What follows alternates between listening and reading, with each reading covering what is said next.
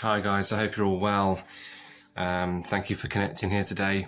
I've just got another talk. I'm going to try and limit it for 10 minutes or so it's not super long, because I know it's difficult to engage for, long videos aren't great, so I'm going to try and condense it. I'm going to simply talk about people who have stayed in our lives. I'm super grateful for a few people, I don't have many, who have stayed the course and stayed the journey with me during really, really difficult, heartbreaking, complicated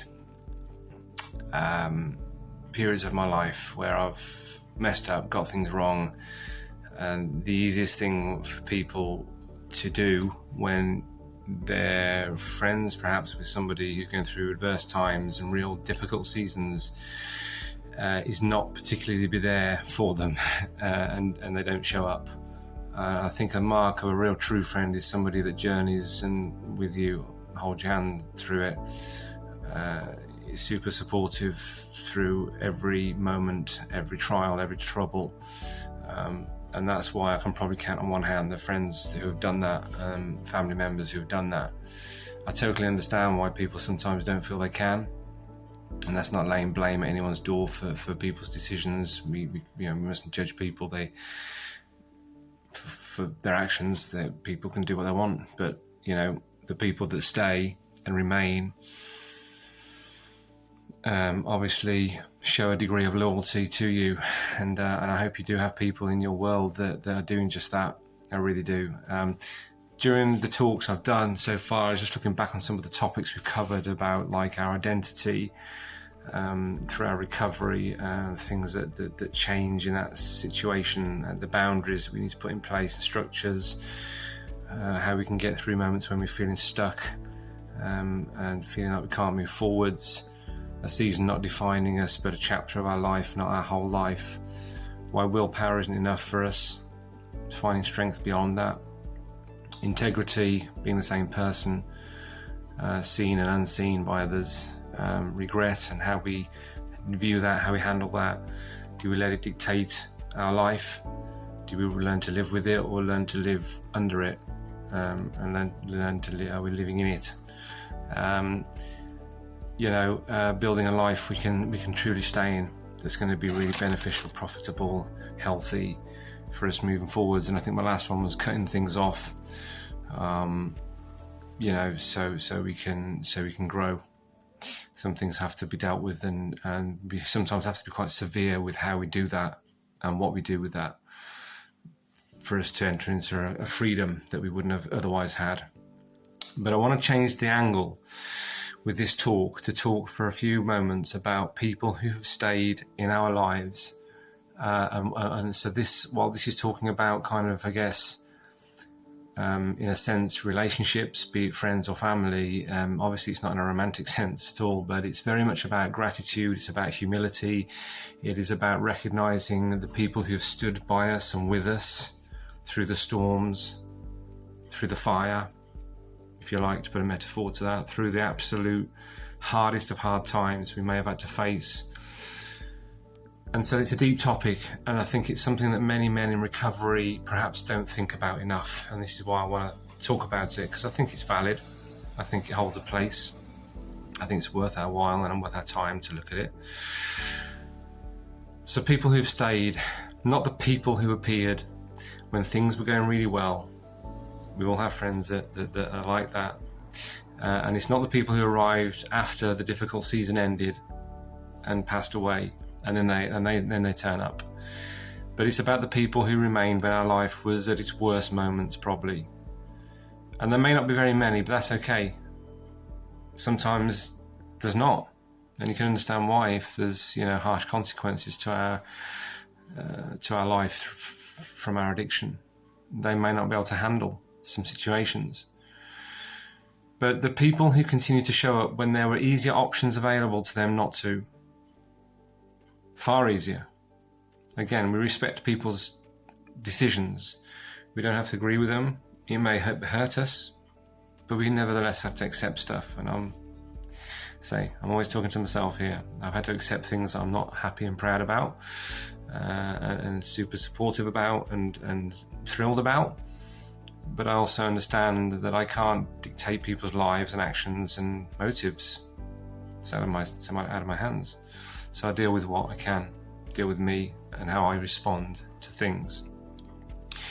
Because I think one of the things that recovery really teaches us is that relationships, as we know, can change and will change.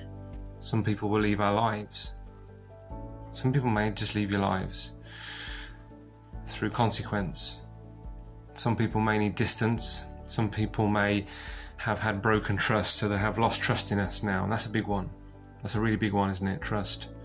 It's really foundational for any relationship. And when that's shattered and broken and damaged, I think it can be, in some instances, beyond repair.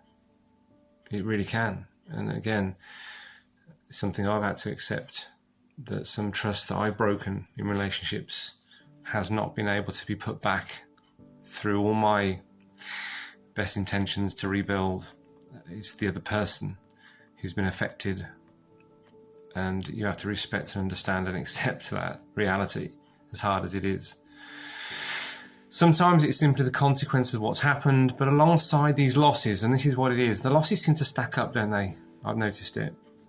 The losses really begin to layer, and it's so difficult to counteract it because you feel like there's not a lot of positive coming one way, but there's huge amounts of losses the other way. It doesn't seem to balance itself, does it? And this is what I've found. But alongside the losses, there are people, or there should be some people, hopefully, who do remain in your life. People who will continue to believe that change is possible for you and will champion you and will journey you and support you in every way, no matter what. People who will offer you encouragement. I've had a lot of people do that. People who tell the truth when we need to hear it. Sometimes people will speak into your life. I think of, my mum. I'll listen to my mum. She's my mum. She's respected. She's, wiser than I am on many things. So I listen to my mum's advice. I may not always agree with it, but I'll listen to it. A lot of the time she is right. So I listen to wise counsel from others. There are people who quietly support us without asking for any recognition. So no matter what the cost to them, they'll give. They'll put themselves on the line for you. They'll do anything for you. That's amazing. There are some special people who do that, really loyal to you. And if we're not careful, we can really overlook this situation, just kind of almost take it for granted and go, well, yeah, my mum's there, or my dad's there, or my sister and brother's there, or my best friend's always there. I know they're always there, but just think about that a little bit more deeply and think they don't have to be, but they are choosing to be. And there's a difference there. I think the mind naturally focuses, it really does, on what's lost and what's been taken away. It focuses on the negatives, on who left us, who pulled away when the going got tough and the tough got going. They went and then maybe never came back. The ones who no longer wanted to be any part of our lives, and they were done. They drew a line in it and said, I'm out, I'm sorry, I'm done. As painful as that is. And recovery also invites us to notice something else. The people who stayed, the people who continued always to show up in our lives, who continued to care, who continued to hope for us, not because we deserved it, but because, they chose to, like I said. We didn't earn it, but they chose to. Because trust is really valuable, isn't it? People's time is massively valuable to them. Belief in another person. If we have belief in another person, that's a real value in that. If we do that to others, or others to us. When someone offers these things out to us, I think it deserves our time and our recognition of it. I think one of the dangers in recovery is becoming just far too focused on repairing our own lives, as needful as that really is, that we just forget to remember the ones who helped us keep going during the process of that. I haven't got to where I am today all on my own. I have to thank and recognise with gratitude people's input into my life that have helped me from, going under at one point. Life was that bleak, life was that tough and difficult and sad. And yeah, if I think about that, yeah, people have really been super, super vital to my my very existence. I really, really have.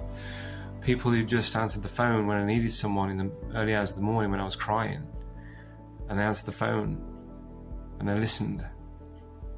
Sometimes that's all they needed to do, listen. They didn't need to give advice back. They just had to listen to me, weeping and crying. That was enough to know someone cared for me. A mentor maybe that's challenged us and helped us. The person who listened without trying to fix everything back, but they just lent their time to listen to our woes and our plight and our situation. Incredible, absolutely incredible. Their presence mattered more than they'll ever know. More than they'll ever know that, but it mattered so much.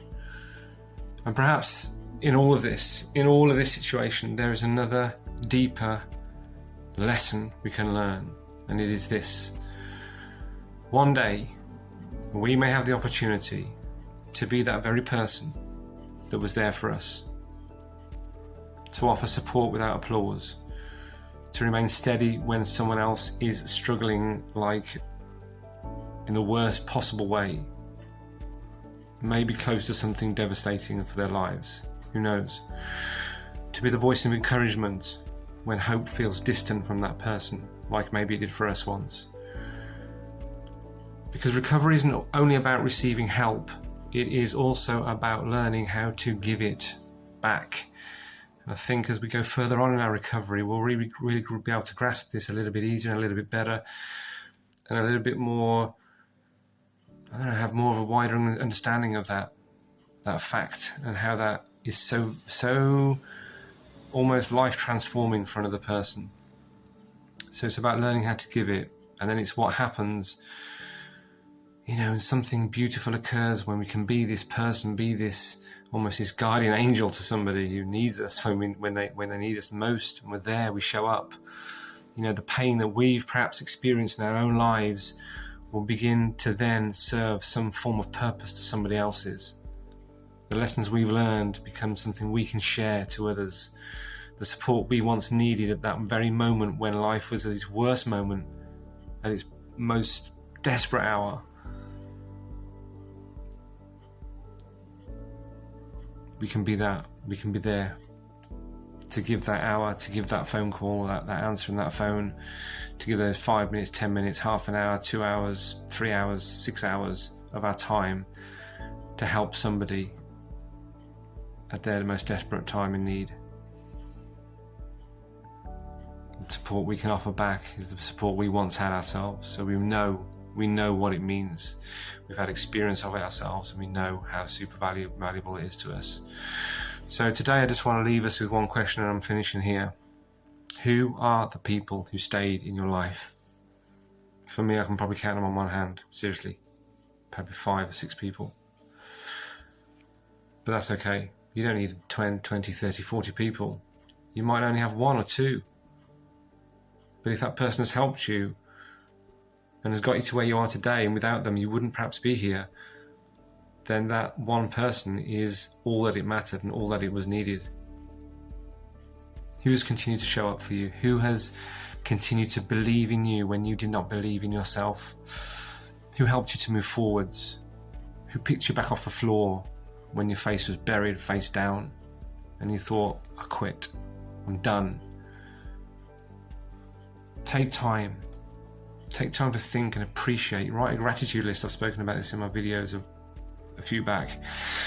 I write a gratitude list most days. I forget some days, but I try when I can to make a gratitude list of things in my life I'm super thankful for, to God for, people for, who have been there and who are still there for me. Acknowledge them. None of us walks this road entirely alone. We shouldn't be. There must be somebody there to help you, to hold your hand and support you. And often the people who make the greatest difference are the ones just who quietly remain loyal and remain there for you. Guys, stay steady, be grateful, take it easy, and I'll see you on the next talk. I hope that's been of use. Take care.